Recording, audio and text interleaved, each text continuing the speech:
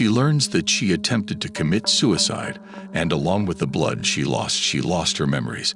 As well, he tells her that he was the first one to find her in the bathtub. Her overbearing husband wants Sarah to rest enough and gather her strength over time. And then he tells her everything is going to be different now, even though she's living in her parents' house. She feels something off about her surroundings. She hears the grandfather clock bell ring often, but she cannot find one in the house. Even the bathtub that Nick mentioned that he found her in is not there anymore.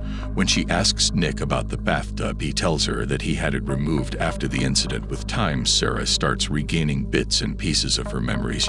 She remembers that she had a sister, but she does not remember that her parents have passed away. However, according to Nick, her sister Julie is a selfish person who has manipulated their parents' will to take over everything and leave her with just the empty house. Now, Nick has hired a maid named Rose to take care of Sarah when he's working on his typewriter. However, since the first encounter, Rose seems to be quite hostile towards Sarah. For no reason, Sarah frequently has weird nightmares, and the grotesque figures in her dream tell her to run. And when Nick gives her some pills to help her relax, sometimes she dreams of herself in the bathtub, slitting her wrist and crawling on the floor. At other times, she sees some unknown person checking on her, but weirdly, one of them seems to be just her sister. Are you enjoying this video? Click subscribe. You would be helping me continue to create more sexy movie recaps just like this for you. Julie is a loving sister who prays for Sarah's quick healing and good health in her thoughts. Sarah does not feel like she has a relationship with Nick, but she has no memories of them at all. She also has not figured out who she really is, which makes her frustrated. Still, she wants to give them a chance and start over. Even though Sarah is having a lot of problems, her health is slowly getting better. So Nick suggests that they have a simple dinner party with their closest friends. He tells her that their friends have been worried about her and that it will be a good chance to catch up with them. One day, a man named Tom comes to Sarah's house. He says he is Julia's friend and that he is there to help her. He gives her a key and tells her to listen to the voice in her head. But when Nick arrives, the man is nowhere to be found, and Nick is left wondering what happened. Sarah says there was a man, but Nick gets mad at her for not believing him when he says there is no one standing in front of their door. Nick tries to convince her that he is there to help her and that everyone is taking advantage of her kindness, but Sarah does not believe him. Sarah apologizes to him right away.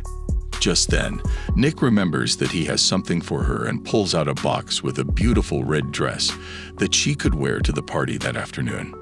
When she goes to the storage, she finds the old family photos and the same key that the man gave her. Then the same man appears out of nowhere and starts strangling her. As he does this, she realizes that the man looks exactly like Nick. Rose does not care what Sarah thinks about the party and says rude things about Nick, which makes Sarah angry and furious. Sarah fired Rose from her job right away. Then, while working in the yard, she pulls out some weeds and finds a bloody lump of a root. Since Sarah is not feeling well, this makes her sick to her stomach. Nick wants to cancel the dinner party, but Sarah will not let him because she does not want to ruin it. On the night of the dinner, Sarah again finds a key in her drawer. Since she is nervous about the dinner, Nick gives her a pill to calm her down. Sarah gets dressed in a red dress and lies down on her bed, but what she sees next is completely out of the ordinary. Her reflection in the mirror is wearing a white dress, and then she hears a girl scream. Are you enjoying this video? Click subscribe. You would be helping me continue to create more sexy movie recaps just like this for you. Things get weird. Sarah is shocked to see Rose come back to the party. When she asks Nick, he says Rose is there to help him cook the pork. Soon, the conversation turns to cannibalism, which is a strange thing to talk about at a dinner party. Nick then lets other guests in on the secret. A mysterious man outside the house. She asks for another drink, and Rose gives her a drink with something in it. As soon as she drinks it, Sarah's vision starts to blur, and the man next to her puts his hand on her lap. Even though she tells him to stop, he doesn't, so the drunk woman cannot get away. Sarah sticks the fork into his hand. Now a man has been stabbed with a fork, but no one is upset about it. Instead, they are all laughing and cheering like it is just another night. Gasping for air, she drags her bloody body to her parents' room and sees a man in a pig mask standing behind her mother. Again, she wakes up in the bathtub, but this time the pig man is behind her, and right in front of her is the frozen scene. Sarah is so confused that she runs up to her room.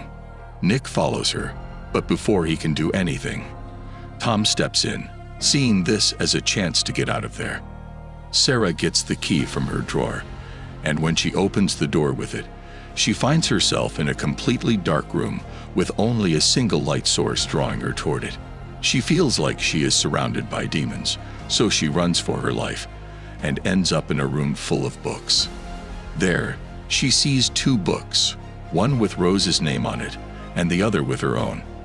And when she opens them, Nick shows up behind her, and she looks out the window and sees Tom just below it. Nick then tells her that the voice in her head led the racers to her wrist. Tom yells that Nick is lying to her, but Nick keeps trying to win her back. At that moment, she sees the scene of her mother stabbing her father, but now she sees the pigman guiding her mother from behind to kill her father before leading her to put a knife in her own throat. At the same time, Tom throws holy water at Nick's face, and when it hits his skin, Julia is screaming at the top of her lungs for it to kill her instead of her sister as Tom reads the spells and pours holy water on Sarah. After a few minutes of fighting, Tom decides it is over, and the doctor leaves after making sure Sarah's vital signs are stable. Tom tells the girls that when a monster leaves a host, it leaves behind a hole that does not go away for a while. He still tells Sarah to be careful and tells Julie to keep an eye on her sister after everything is over. Julie says goodbye to Tom and goes back to Sarah, where she gives her a pill. Julie sits in front of her and tells her that she is the one who found her in the bathtub. She tells Sarah that she is there for her whenever she needs her. When Julia tells Sarah that everything is going to be okay, Sarah is suddenly reminded of Nick. Why? Because Julie gives off the same vibe as Nick and has the same suspicious pill. Sarah also remembers Julie screaming and pleading with Nick not to take her instead. As the movie ends, Julie tells Sarah that everything is going to be different.